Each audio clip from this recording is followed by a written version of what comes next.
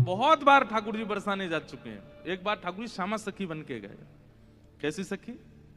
नीचे लहंगा पहनो है, ऊपर चुनरी पहनी, बिल्कुल यहाँ तक पूरी चुनरी लगा ली है, हाथन में बढ़िया चूड़ी पहनी है, कानन में कुंडल पहने हैं, क्षुद्र घंटे का यशोदा मैया ने पहनाई, वहां में छोटी छोटी घंटी लग रही हैं, वह कौंधनी बना करके कमर में पहनी है, पामन में पाजेब पहनी। ठाकुर जी गए श्यामा सखी बन करके किशोरी जी के पास, बरसाने में प्रवेश किया। सबरी गोपी के आहा कैसी मनोहर चाल है, नेक सी गोपी कैसी मटक मटक के चल रही है। अरे सखी तू कौन की लाली है? ठाकुर जी तेज तो हैं बोलने में, जो पूछे तू कौन की लाली, बोले तेरी हूं, भूल गई। बड़ी चपड़ चपड़ बोला है। पहुंच गए ठाकुर जी बरसाने। बरसाने में द्वार पर जाकर के सखीन से बोले मुंह को भीतर जान दो। सखी बोली कौन हो तुम? बोली मैं श्यामा सखी हूं। कहां ते आई हो? बोले पास के गांव नंदगाम ते आई हूं, और मुझ किशोरी जी ते बहुत जरूरी बात करनी है, मुझको मिलवाओ। सखीन ने बोली बोले भानु बाबा के पास जाओ, शिकायत आदि करनी है, कोई न्याय चाहिए तो वहां जाओ। नहीं हम तो किशोरी जी से ही बात करेंगी, ऐसी बात है कि मैं वृषभानु जी से ना कह सकूं। सखीन ने जाकर के भीतर किशोरी जी से कही, हे लाडली जो, बाहर एक गोपी ठाड़ी है और यूं कह रही है कि वह को आपसे ही बात करनी है और आपसे बात करके कछु न्याय करानो है। किशोरी जी बोली अच्छा बुलाओ भीतर। किशोरी जी सिंहासन पर विराज रही हैं और श्याम सुंदर भीतर आ रहे हैं। जैसे ही द्वार से भीतर आनो भयो, किशोरी जी तो कहें अरे सखी या की चाल तो देख कितनी बढ़िया है। ललिता विशाखा बोली हाँ चाल तो बढ़िया है। अरे देखियो या की कमर कैसी सुंदर लग रही है। ललिता विशाखा बोली श्री जी आपको पहली बार कोई सखी पर मोहित रहते हुए देखो हमने, पतो ना या की चाल ढाल और जो जो अंग या के दिखाई दे रहे हैं, जैसे घूंघट पकड़ी चल रही है, यहाँ से भुजा दिख रही है, नेक नेक थोड़ो उदर भी दिखाई दे रहा है, थोड़े थोड़े चरण भी दिखाई दे रहे हैं, जो जो अंग मुंह को दिख रहे हैं ना इतने प्रिय लग रहे हैं कि मैंने ऐसी प्रिय स्वरूप तो पहले देखो नहीं है। और किशोरी जी कहने ललिता तू मेरी एक बात सुन। बोल कहा ये जो भी बात करे वो सुन लेंगे, फिर वाक्य बाद याकू अपने सखी समाज में ले लियो। मुख बड़ी भारी है, अभी याकू मुख नहीं दिखो, मुख मैं तभी यहाँ पे मोहित है गई हूं। विशाखा जी बोली नहीं रुक जाओ आन तो दो, बात तो होने दो। किशोरी जी आज जैसे ठाकुर जी को देख के हो जाती है वैसी हो गई है एक सखी को देख। स्वयं पर भरोसा नहीं हो रहा है किशोरी जी को कि मैं ऐसी क्यों है रही हूं। ठाकुर जी आके सामने खड़े है गए, उन्हें एक बनावटी सी आवाज भी बना ली ठाकुर जी ने। किशोरी जी बोली कहो सखी कहा नाम है तुम्हारो? अजी मेरो नाम तो श्यामा सखी है। स्वर सुनते ही किशोरी जी के नेत्र बंद है गए। ललिता जी को हाथ पकड़ के कहें मुकु कहा है रो है, या के चाल या के रूप रंग सब देख करके तुम या के स्वर में भी कछु आकर्षण है। ललिता जी बोली श्यामाजू ऐसे ना करो करें। अरे वो सखी है वहां पे आप मोहित का को है। बोले ना पता ना या मैं तुम्हें ना लग रहा आकर्षण? बोलना हमें तो ना लग रहा। किशोरी जी कह रही हैं अरे मैं अपने आप तो बाहर जा रही हूं, ये सखी कैसी है या कि स्वर कितने सुंदर। ठाकुर जी खड़े खड़े बोले अरे श्यामाजू मुंह को इतनी देर है गई खड़े खड़े, आप मेरो न्याय करोगी कि नहीं करोगी? किशोरी जी बोले अरे मैं तो ऐसे बहल गई, बताओ कहा बात है। बोले मैं आपसे आज न्याय की याचना करवे आई हूं। मैं रहूं नंदगाम में और नंदगाम में नंद बाबा के महल की बिल्कुल समीप ही मेरा घर है। तो विशाखा जी बोली तो नंद बाबा के पास जाती न्याय लेवे, तुम बरसाने का को आई हो? बोले वहां नहीं मिलेगा, यही मारे तो यहां आई हूं। और बात इतनी गंभीर है कि मैं वृषभानु बाबा ते ना कह सकूं, आप तो ही कहूंगी। किशोरी जी बोली कहो।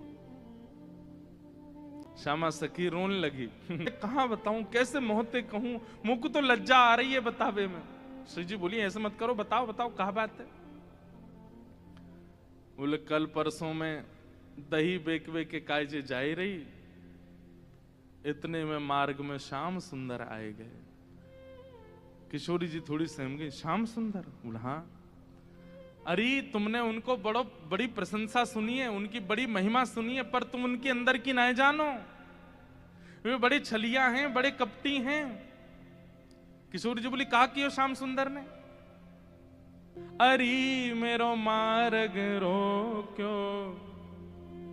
ठाकुर जी गा रहे हैं किशोरी जी के सामने, अरे मेरो मार्ग रोक्यो कृष्ण कन्हैया ने, अरे मोहे बड़ो दुख दीनो नंद जी के छैया ने। किशोरी जी कह रही कहा कियो माने, ओ मार्ग में मिल गए नंद लाला, संग लिए बहुत से ग्वाला, अरे मेरो घूंघट खोलो, अरे मेरो घूंघट खोलो बंशी बजैया, हे अरे मेरो मार्ग रोक्यो कृष्ण कन्हैया।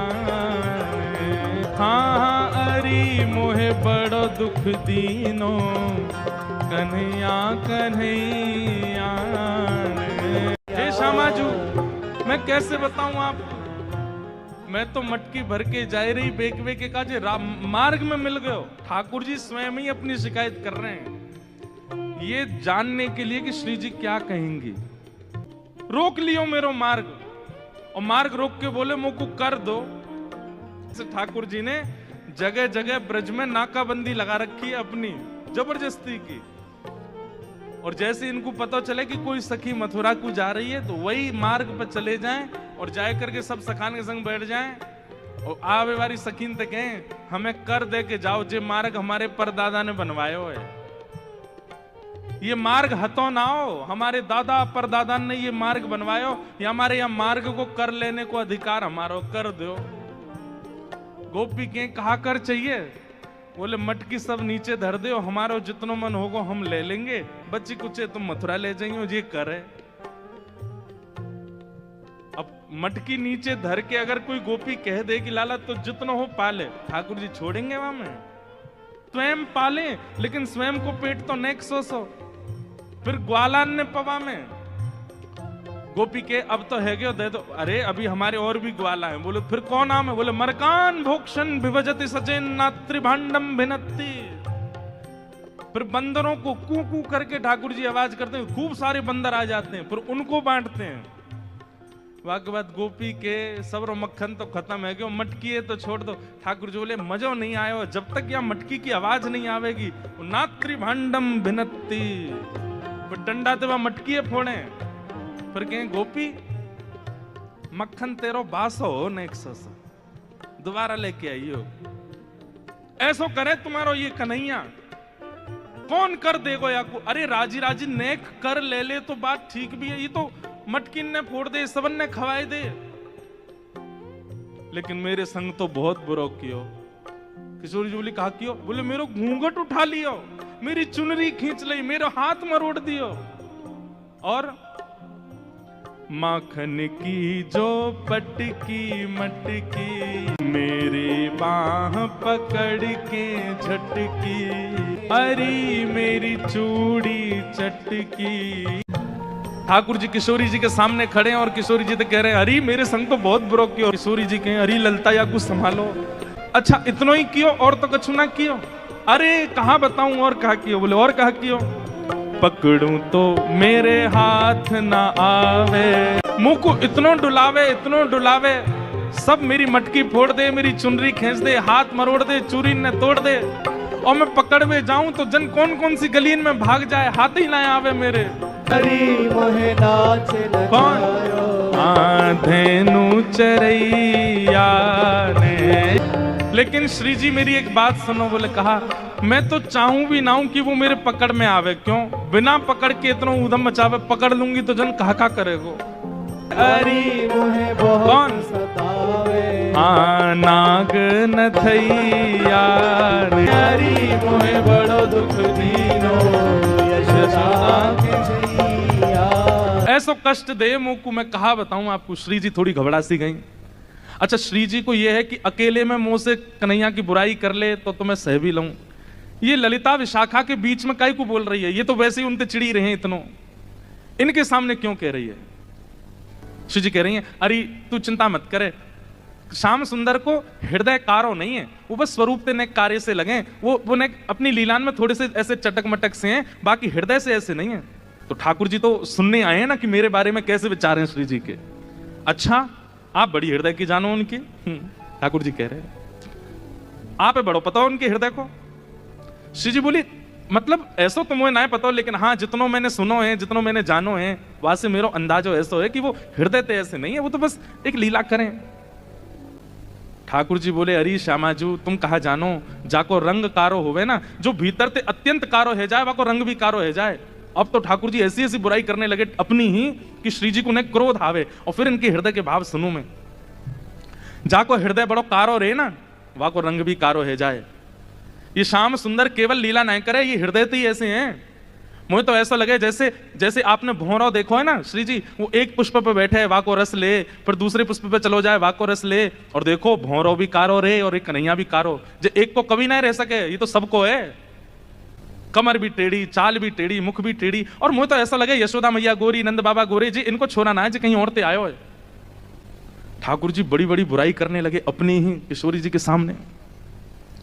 थोड़ी देर तो किशोरी जी सुनती रही, और थोड़ी देर बाद किशोरी जी को क्रोध आया, अपने स्थान पर खड़ी है गई, बोले, ए श्यामा सखी, बहुत देर है गई तो बोलते बोलते, अब एक नहीं सुनूंगी तो तेरी कितने मक्खन चुरा लिए, कितनी मटकी फोड़ दी तेरी।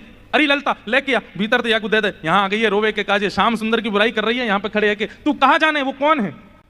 अरे पूरा ब्रह्मांड उनकी भ्रगुटी पर नृत्य करे, वो अगर अपनी भौं उठा दें तो नूतन प्रलय है जाएगा। अरे तुम ब्रजवासीन के प्रेम के काजे बेचारे यहां आए गए हैं, तुम तो नेक लीला कहा कर ली, शिकायत करवे आ गई वहां पे। और तू बड़ी श्याम वरण श्याम वरण श्याम वरण पे बहुत बोल रही कि जो हृदय को कारो वही स्वरूप ते कारो होवे। तू जाने कहा है वास्तव में? तोए देखें लोग, मोए देखें लोग, और कोई भी दृष्टा बने या हमारे अपना स्वरूप छुपाए करके आए वे, यदि अपने वास्तविक रूप में प्रकट है जाएं तो कोटि कोटि कंदर्प लुटावे लग जाएंगे, तो भी उनके रूप की उपमा नहीं कही जा सके। उनकी बुराई कर रही है मेरे सामने खड़े है के, वो टेढ़े से रहमे, वो ऐसे रहमे, वैसे। तू जाने कहा है उनके बारे में? अरे इंद्रादि देवता थर थर कांपे जिनके मारे, वो यशोदा मैया और तुम सब ब्रज गोपीन के काजे सहज है गए, सरल है गए, प्रेम के अधीन है करके सब लीला कर रहे हैं, और उनकी शिकायत कर भी आ गई मेरे सामने। ठाकुर जी सुन के बड़े खुश है रहे मनी। ऐसे श्री जी ने शांत है जाए, ठाकुर जी फिर एक कोई बात बोल दे, फिर श्री बिल्कुल मत बोलियो, एक शब्द नहीं सुनूंगी श्याम सुंदर के लिए। पूरा ब्रह्मांड उनका स्वरूप है, उनके रोम में कोटि कोटि ब्रह्मांड लुढ़कते हैं। इस ब्रह्मांड पर कृपा करके, इस भूमि पर कृपा करके वो जन्म लेकर के नंद यशोदा के यहां आ गए, और तुम उनके महत्व को नहीं समझ रही हो। अरे सखी, तू जाने ना है श्याम सुंदर को, वो साक्षात परमात्मा है। वो यदि तुम्हारे संग ये लीला कर रहे हैं तो अपने भाग्य मनाओ, अपने सौभाग्य मनाओ। उनकी रूप कांति को मैं कहा वर्णन करूं, कोटि कोटि किशोरी जी वार दे जाएं तो भी श्याम सुंदर की रूप की महिमा ना कही जा सके। मेरे सामने एक शब्द नहीं बोली उनके बारे में। श्यामा सखी बोली, पहले तो मैंने संदेह में सुनी कि किशोरी जी को और हमारे नंद के लाला को कछु प्रेम संबंध है, पर आज तो मुंह को ऐसा लग रहा हो वास्तव में हते। किशोरी जी बोली, नहीं नहीं ऐसी कोई बात नहीं है, ये तो सब तुमने ऐसी मन। नहीं नहीं नहीं, मुंह को तो लग रही है ऐसा। आप इतनों कैसे जानो वाक्य के बारे में, इतनों कैसे मानो वाक्य के बारे में? किशोरी जी एक बात बताऊं? बोले हाँ। बोले मैं अकेली नहीं हूं शिकायत करने वाली, ऐसी अनेक बैठी हैं। आपको ऐसा लग रहा है कि श्याम सुंदर तो केवल लीला कर रहे हैं, पर इस वक्त यही समय श्याम सुंदर कोई और सखी के संग भी ऐसी क्रिया कर रहे होंगे, वहां को मार्ग रोक रहे होंगे, वहां के हाथ पकड़ रहे होंगे, वहां की चुनरी उड़ा रहे होंगे, वहां की मटकी फोड़ रहे होंगे, और नए विश्वास होवे। आपको अगर बहुत प्रेम है तो आप श्याम सुंदर को पुकार के देख लो, यदि वो आ जाएं तो मैं मान जाऊंगी। आमेंगे ही नहीं। ठाकुर जी कह रहे हैं मैं तो सामने ही खड़ा हूं, मैं कैसे आऊंगा? किशोरी जी से कह रहे हैं ललिता विशाखा है भूल जाओ, बाकी सब बातें ने भूल जाओ। आपको प्रेम है ना श्याम सुंदर से, तो मैं आपसे शर्त लगाए के कह रही हूं, आप पुकारो, और यदि श्याम सुंदर आपके सामने आए गए तो जीवन भर आप दोनों की चाकरी करूंगी। ये श्यामा सखी को वचन है आपके लिए, बुलाए लो।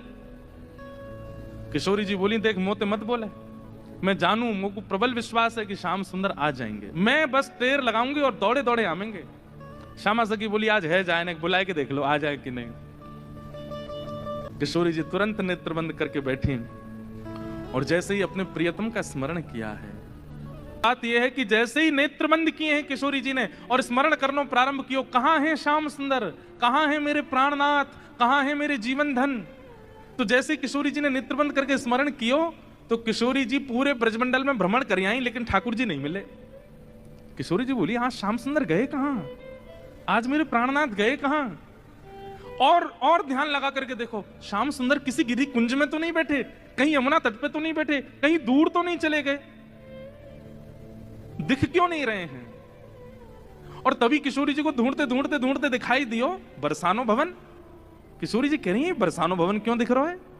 तभी किशोरी जी को दिखाई दियो अपनो ही निकुंज, ये मेरो निकुंज काई को दिखाई दे रहा है। अरे कहीं ऐसा तो नहीं श्याम सुंदर यहीं कहीं छुप करके बैठे हैं। और मन में ध्यान से देखो तो किशोरी जी को अपनो ही अंतःपुर दिखाई देने लगो। किशोरी जी बोली मेरे अंतःपुर में तो केवल ललिता है, विशाखा है, मैं हूं और श्यामा सखी। और ध्यान लगा करके देखो तो क्षुद्र घंटिका दिखाई देने लगी जो श्यामा सखी ने पहन रखी है। किशोरी जी बोली ये क्षुद्र घंटिका, ये तो मैंने अभी कहीं, अरे ये तो श्यामा सखी की कमर पे देखी। और जब और ध्यान लगा करके देखो तो घूंघट के भीतर कमल नैन मटक रहे हैं, इधर उधर आंख मटका रहे हैं। तुरंत किशोरी जी ने नेत्र खोल करके कही श्याम सुंदर आप तो सामने ही खड़े हो।